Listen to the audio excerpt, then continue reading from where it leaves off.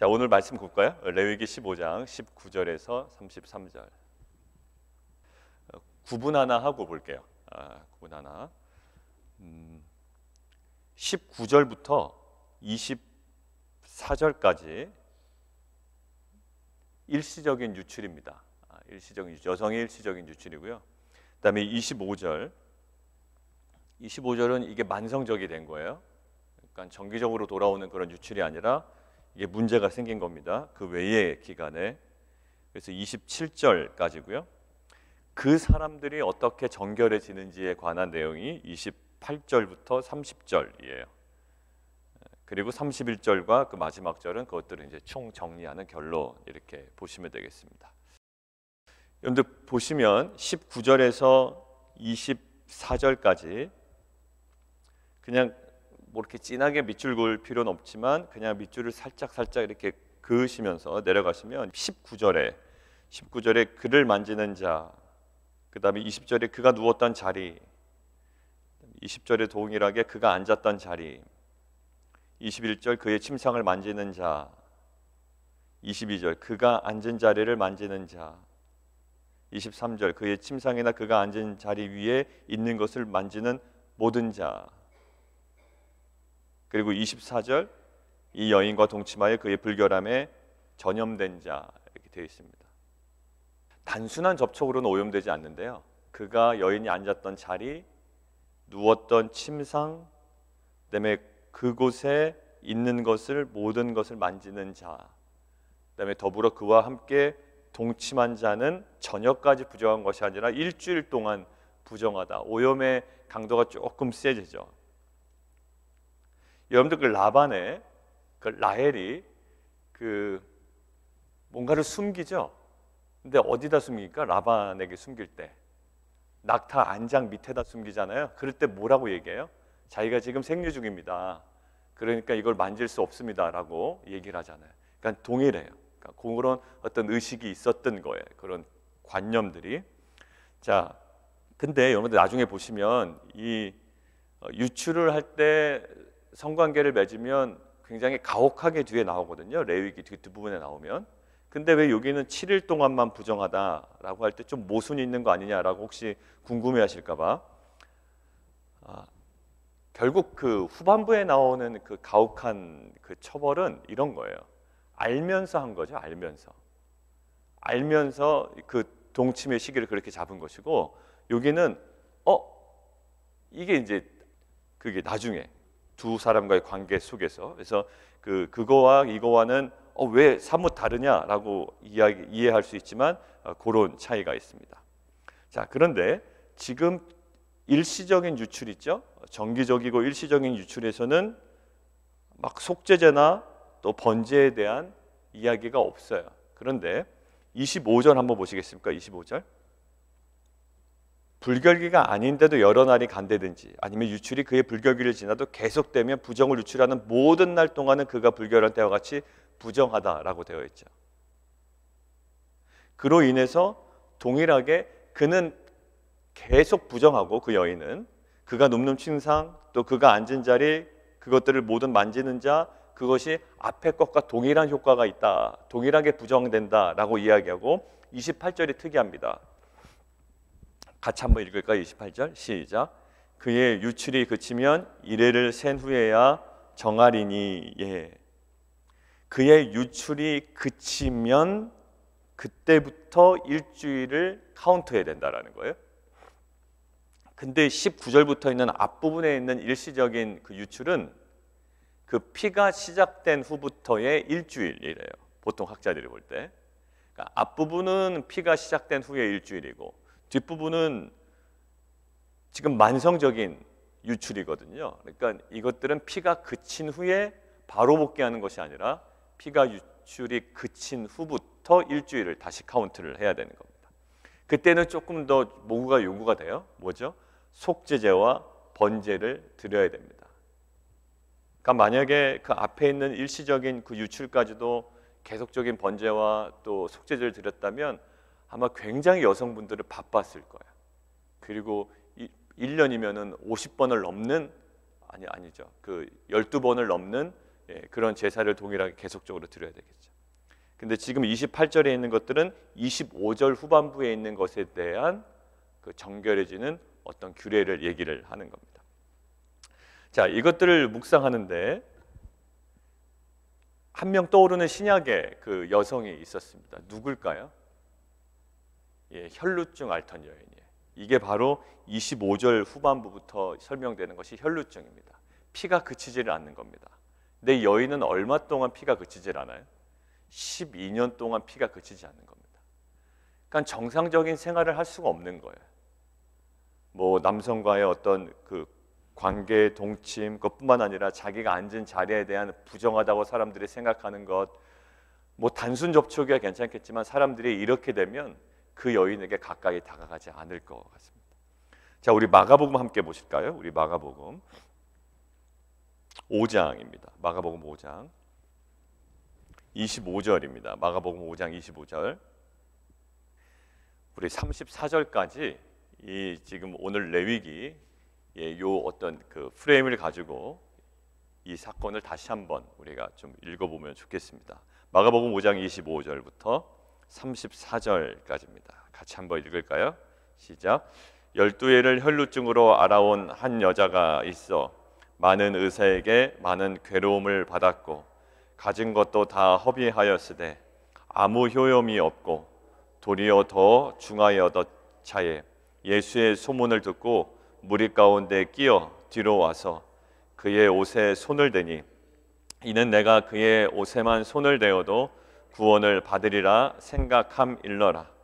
이에 그의 혈루 근원이 곧 마름에 병이 나은 줄 몸에 깨달으니라. 예수께서 그 능력이 자기에게 나간 줄을 곧 스스로 아시고 무리 가운데 돌이켜 말씀하시되 누가 내 옷에 손을 대었느냐 하시니 제자들이 여짜오되 무리가 애워싸 미는 것을 보시며 누가 내게 손을 대었느냐 물으시니까 하되 예수께서 이 일 행한 여자를 보려고 둘러보시니 여자가 자기에게 이루어진 일을 알고 두려워하여 떨며 와서 그 앞에 엎드려 모든 사실을 여쭈니 예수께서 이르시되 딸아 내 믿음이 너를 구원하였으니 평안히 가라. 내 병에서 놓여 건강할지어다. 정말 절박한 심정이었을 것 같아요.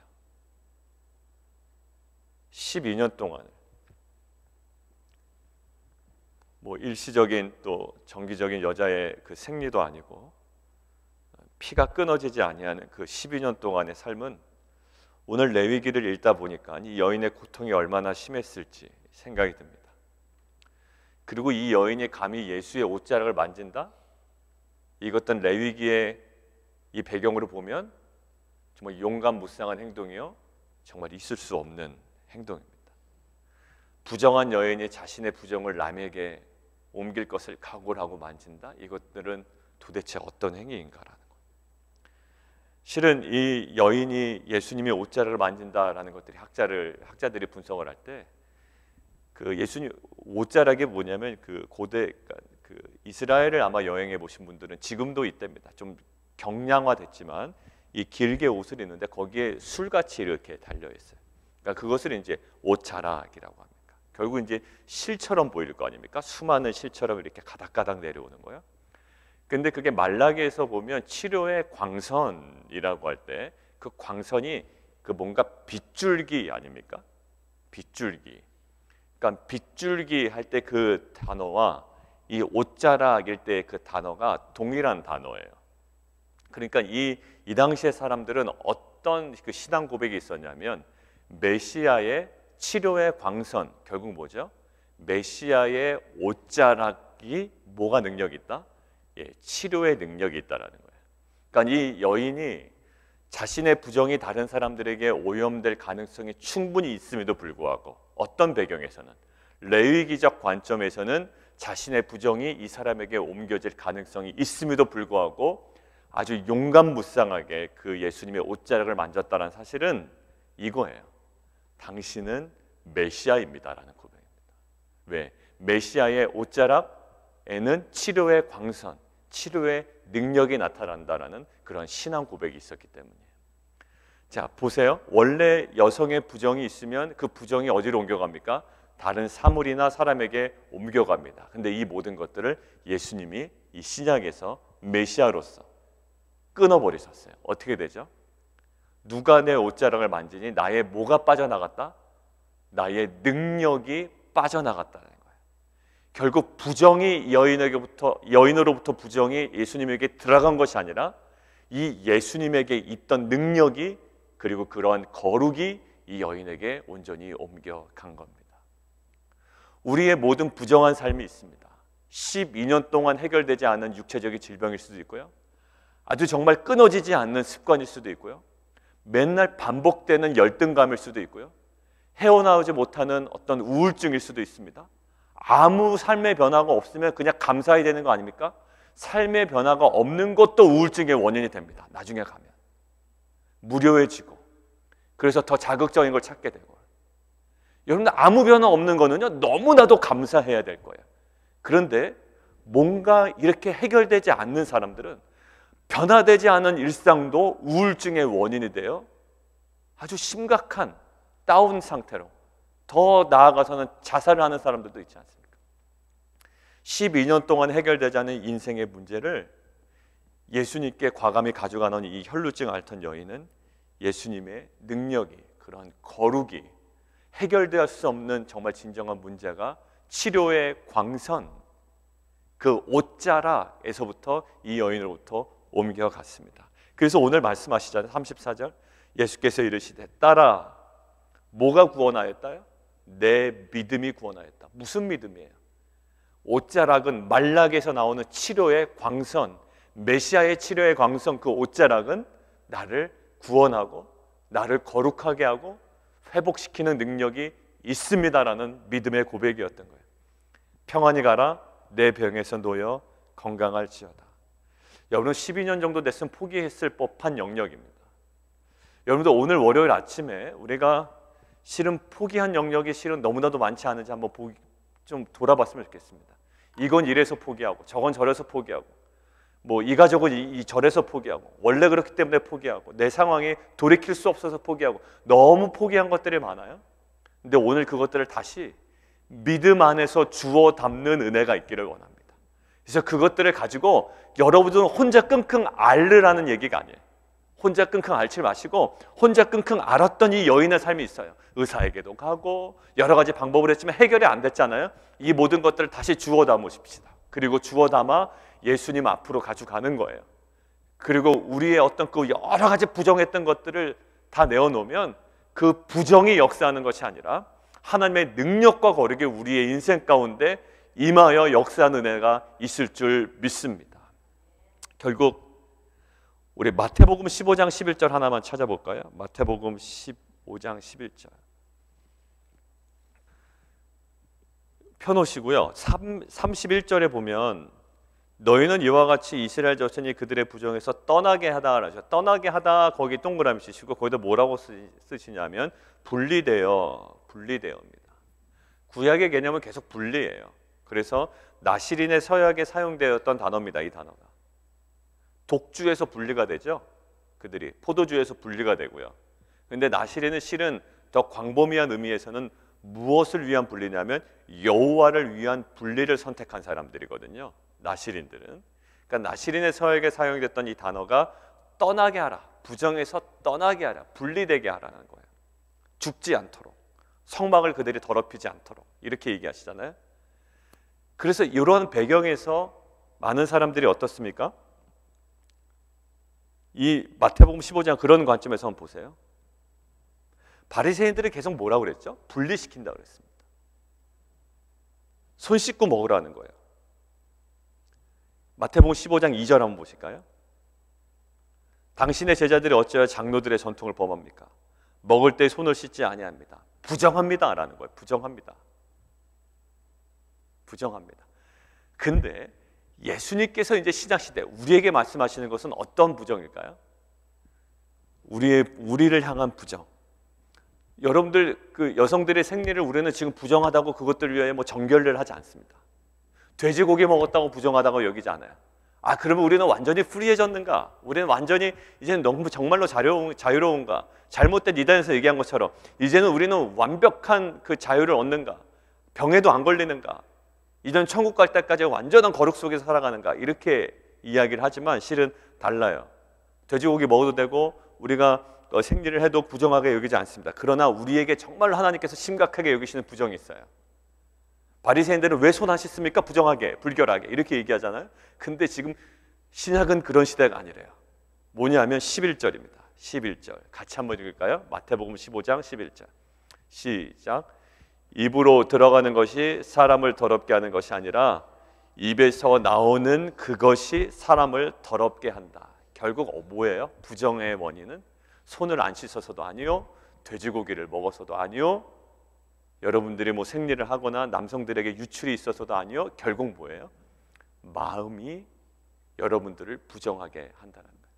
그래서 할례를 받을 때 어디다 할례를 받으라고요? 너의 마음에 할례를 받으라라고 이야기합니다. 자, 결론 맺습니다.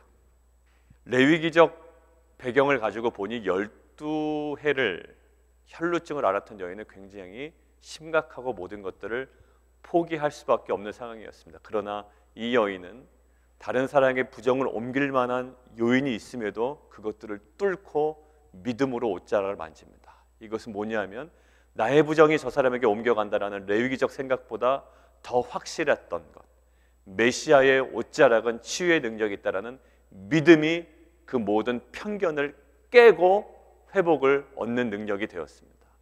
여러분들이 여러 가지 편견 때문에 놓아버렸던 모든 것들을 다시 주워 담으십시오.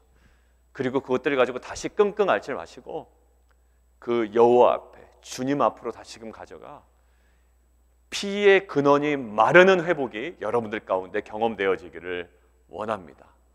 그럼에도 불구하고 여러분의 마음이 여러분들을 부정하게 하니 이제 그 마음을 날마다 마음의 할례 받은 것으로 또 우리에게 다가오시는 것으로 날마다 거룩하게 돼요. 주님께서 원하시는 회복과 거룩을 날마다 일상 가운데 경험하는 빛과 소금 교회 공동체가 되기를 원합니다. 이 시간 함께 좀 기도했으면 좋겠습니다. 하나님, 저희는 그 12해 혈루증을 앓던 여인은 아지만 그의 버금가는 그 인생에 포기한 영역들이 군데군데 많이 있습니다. 아예 생각조차 하지 못했고 또 그것들을 완전히 인생에 접어놨었습니다. 왜냐하면 많은 수고를 했음에도 불구하고 그것은 정말 결코 이루어질 수 없는 영역이었기 때문입니다. 그러나 이 여인은 자신의 부정이 다른 사람들에게 옮겨갈 위험이 있고 또 그러한 편견으로 오히려 배척당할 상황에 있음에도 불구하고 당신은 나의 주님 메시아이십니다 라는 믿음의 고백으로 그 편견을 뚫고 옷자락을 만집니다. 그때 여인에게 있는 부정이 예수님에게 옮겨간 것이 아니라 예수님에게 있던 능력과 거룩이 이 여인의 삶을 온통 감쌌습니다. 회복됐고 치유됐습니다. 이러한 놀라운 거룩에 대한 회복이, 치유의 회복이, 이러한 우리의 인생을 새롭게 하신 하나님의 능력이 경험되어지는 귀한 하루 되게 도와 주시옵소서. 우리 함께 기도하며 나아가도록 하겠습니다.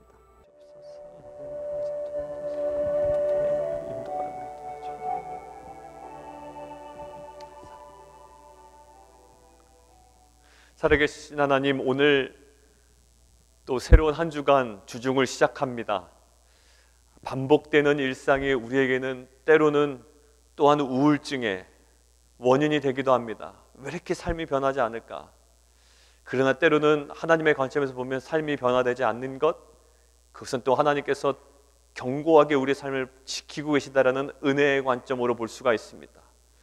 하나님, 정말 오늘 우리가 12해 동안 해결되지 않았던 그 혈루증이든 그 어떠한 인생의 문제든 오늘 본문을 통하여 또 오늘 연관된 본문을 통하여 다시금 믿음 안에 주워 담기를 원합니다. 그러나 이것들을 우리의 능력으로 끙끙 앓는 것이 아니라 정말 당신은 메시아십니다 라는 고백으로 온전히 주님 앞으로 나아가 엎드리며 그 옷자락을 만지는 그러한 간절한 믿음의 고백이 있게 하여 주시옵소서. 하나님, 여인에게 있었던 부정이 예수님에게 옮겨가 예수님이 부정해져서 예수님이 정결례를 치르지 않으셨습니다. 오히려 예수님에게 있었던 능력과 거룩이 이 여인의 삶을 온통 감싸고 만지시고 회복시켰습니다. 이러한 하나님의 그 일하심과 회복과 거룩이 우리 모든 성도들의 삶 가운데 경험되어지는 복된 하루 되게 도와 주옵소서. 예수 그리스도 이름으로 감사하며 기도하옵나이다.